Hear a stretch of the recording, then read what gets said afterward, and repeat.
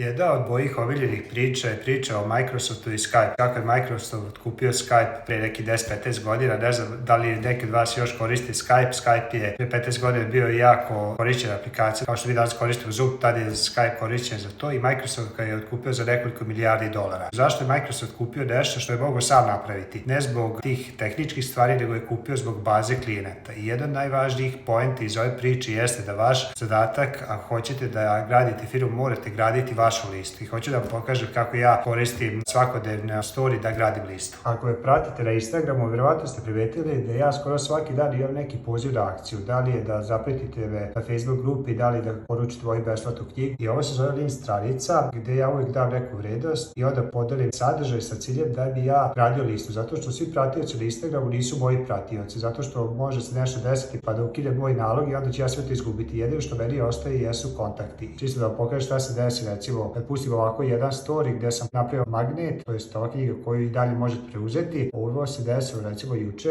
ovo je taj software koji ja koristim sales proces. Evo recimo, juče je 36 osoba došlo na stranicu i 20 osoba se prijavilo na moju listu. I sad ja imam priliku da dajem i dalje vrednost tim osobama, da sa njima održavam komunikaciju.